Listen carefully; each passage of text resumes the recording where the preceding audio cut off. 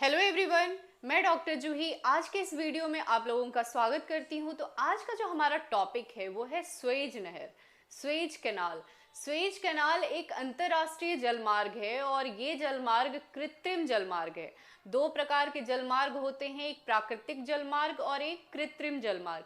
प्राकृतिक जलमार्ग जो होते हैं वो प्रकृति द्वारा निर्मित होते हैं और कृत्रिम जलमार्ग जो होते हैं वो मानव निर्मित होते हैं। मानव के द्वारा बनाई गई जलमार्ग को कृत्रिम जलमार्ग कहा जाता है। तो ये स्वेज नहर क्या है, कैसे बना, किसने बनाया, तो आइए जानते हैं स्वेज नहर के बारे में। स्वेज नहर जो है वो भूमध्य सागर को लाल सागर से जोड़ती है। ठीक है, स्वेज नहर भूमध्य सागर को लाल सागर से जोड़ती है। भूमध्य सागर कहाँ पे है? ये अफ्रीका का उत्तर में जो ये भाग आप देख रहे हैं ये क्या है? मेडिटेरेनियन सी, भूमध्य सागर। भूमध्य सागर इसे कहा जाता है, जिसे मेडिटेरेनियन सी भी कहते हैं, मेडिटेरेनियन सी। और ये क्या है? रेड सी, रेड सी, जिसे लाल सागर कहा जाता है। और इन दोनों को जोड़ने का जो कार्य है वो कौन करता है? Suez canal. ये स्वेज कैनाल यहाँ पे है, कहाँ पे? मिस्र में। स्वेज नहर यहाँ पे मिस्र में। ये वाला भाग जो है वो कौन सा देश है? मिस्र। यहाँ पे मिस्र है। तो ये मिस्र का जो ये पूरा भाग था, इस भाग को काट करके यहाँ पे स्वेज कैनाल बनाया गया। ये वाले भाग को यहाँ पे, ये मिस्र वाला भाग था, इस ये वाले भाग को क्या कहते हैं? मिस्र। और इस मिस्र वाले भाग को, इस भूमि को काट करके यहाँ पे स्वेज कैनाल बनाया गया, ताकि जो लंबी दूरी तय की जा रही थी उसको कम किया जा सके। तो जो लंबी दूरी का जो जलमार्ग था वो कौन था? ये वाला जो आप देख रहे हैं। ये जलमार्ग जो था, ये इस जलमार्ग के माध्यम से काफ़ी लंबी दूरी तय की जाती थी, लगभग 19,800 किलोमीटर। कितनी दूरी तय की जाती थी? 19,800 किलोमीटर की दूरी तय की जाती थी। और इसका नाम क्या था? Cape of Good Hope. Cape of Good Hope. ठीक है, इस केप ऑफ गुड होप की खोज किसने करी थी? इसकी खोज बार्थोलोमेओ डियाज ने करी थी। बार्थोलोमेओ बार्थोलोमेओ डियाज, इसने करी थी। ठीक है, Cape of Good Hope Africa का एक जगह है जिसके नाम पे केप ऑफ गुड होप रखा गया था। और ये जो जलमार्ग है ये काफ़ी लंबी दूरी तय किया जाता था। इस जलमार्ग के माध्यम से यूरोप से एशिया की तरफ जो आयात किए जाते थे, आयात और निर्यात किए जाते थे, उसमें जो परिवहन खर्चे लगते थे वो बहुत ज़्यादा हो जाते थे, जिसके कारण उन्हें मुनाफा कम मिलता था। तो उन लोगों ने, किसने? यूके के लोगों ने डिसाइड किया कि स्वेज नहर का निर्माण किया जाए मिस्र को काट करके यहाँ से, क्योंकि मिस्र वाला भाग भी जो था उस समय यूके के अंडर में था, इंग्लैंड के अंडर में था। और इंडिया भी उस समय किसके अंडर था? इंग्लैंड के अंडर में। तो उस समय उन्होंने डिसाइड किया कि मिस्र वाले भाग को काट करके यहाँ पे एक कैनाल बनाया जाए, नहर बनाया जाए, जिसके माध्यम से हम अपने शिप को ले जा सकते हैं, ला सकते हैं, और हमारा जो परिवहन खर्चा है, जो ट्रांसपोर्ट कॉस्ट आ रहा है, वो उसको कम किया जा सके। ठीक है, तो उस ट्रांसपोर्ट कॉस्ट को कम करने के लिए इस जगह पे, इस मिस्र वाले पार्ट को काट करके नहर का निर्माण किया गया, जिसका नाम क्या है? स्वेज कैनाल, स्वेज नहर।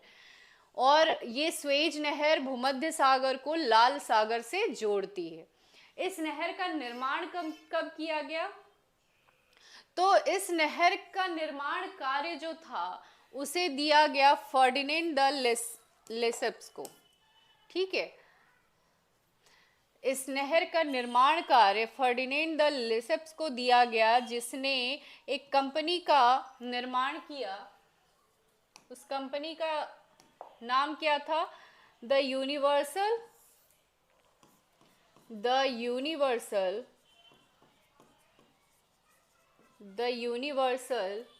स्वेज कैनाल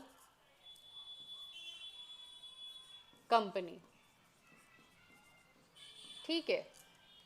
और ये कब इसे बनाया गया इस कंपनी को? 1858 में। ठीक है, 1858 में इस कंपनी को बनाया गया स्वेज कैनाल को बनाने के लिए। किसके द्वारा? फर्डिनेंड द लेसेप्स के द्वारा।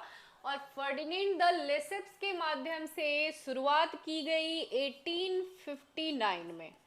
और 1859 में शुरुआत की गई इस नहर के निर्माण के लिए। और ये निर्मित कब हुआ?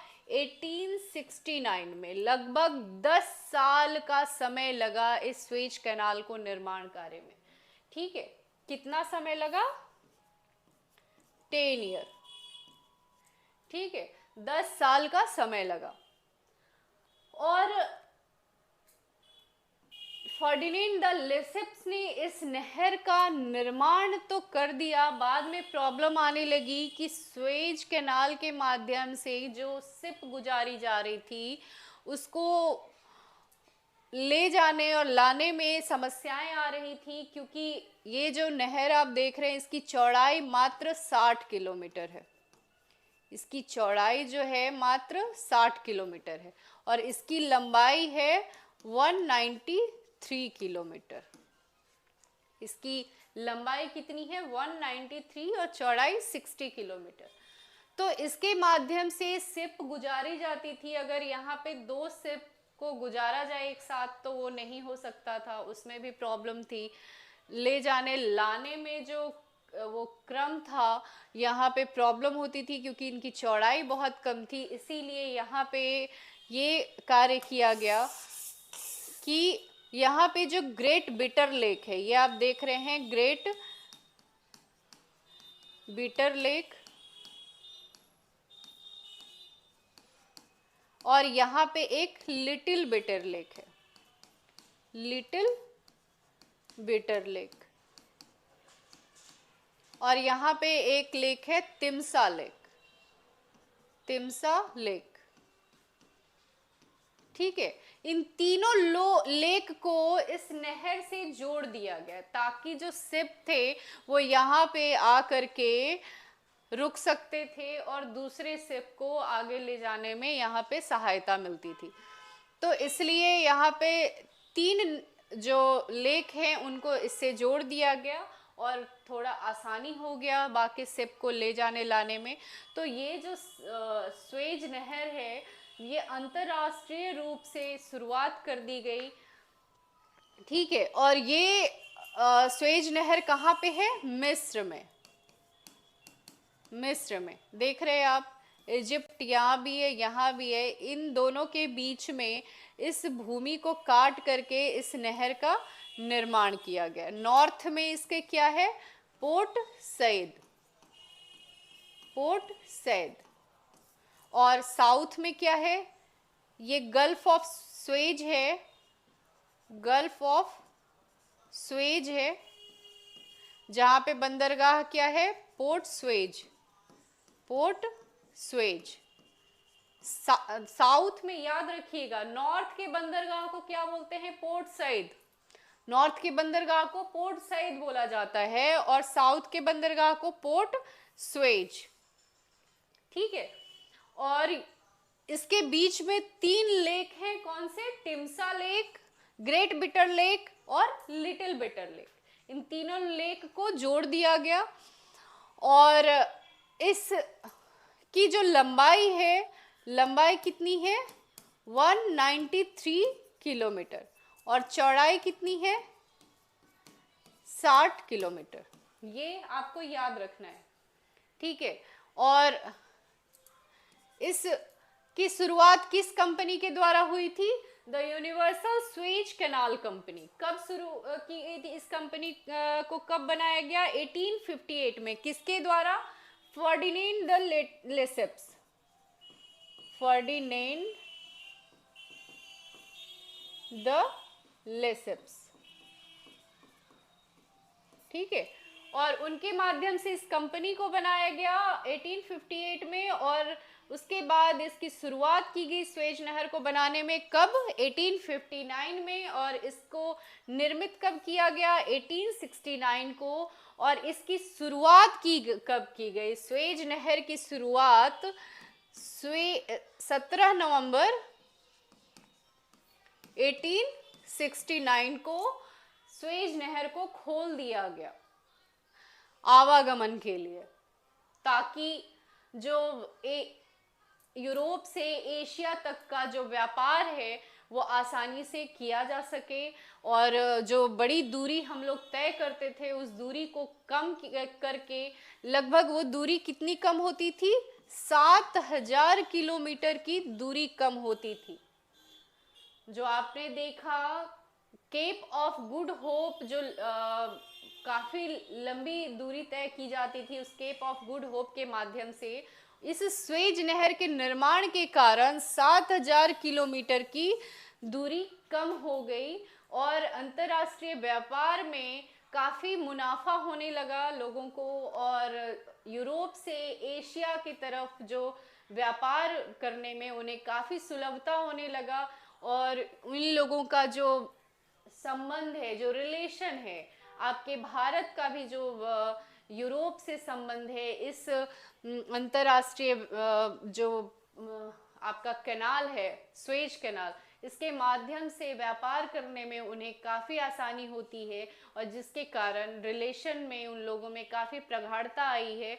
तो ये स्वेज कैनाल बहुत इम्पॉर्टेंट रखता है, इसका इम्पोर्टेंस सारे कंट्री के लिए बहुत ज़्यादा है, क्योंकि इसके माध्यम से जितनी भी खाद्यान्न सामग्री हो, जितने भी तेल का जो आयात निर्यात किया जाता है, इस कैनाल के माध्यम से ट्रांसपोर्ट कॉस्ट को कम करके आसानी से ले जाने में, लाने में बहुत ही सुलभता होती है सारे कंट्री को।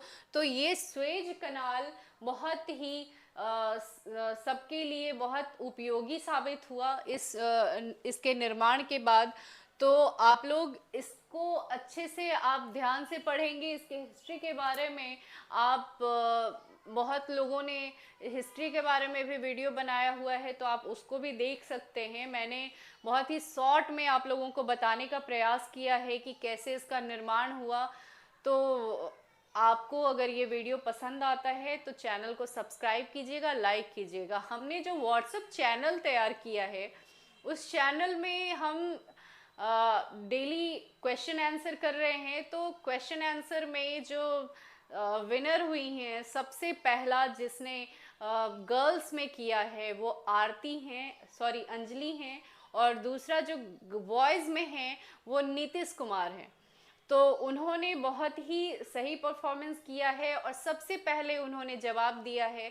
तो आप लोग व्हाट्सएप पे जो क्वेश्चन पूछा जाता है उसको आप ध्यान से, अगर आप वीडियो को देखते हैं तो आप आंसर बहुत ही फटाफट कर पाएंगे। तो आप वीडियो को बहुत ही ध्यान से देखें, जो फैक्ट्स हैं उनको याद करने का कोशिश करें, क्योंकि फैक्ट्स आप कितना भी समझ लें वो याद तो तभी रहेगा जब आप बार बार रिवाइज करते रहेंगे। तो उसको आप रिवाइज करें, आप समझने का भी प्रयास करें। तो चलिए, धन्यवाद।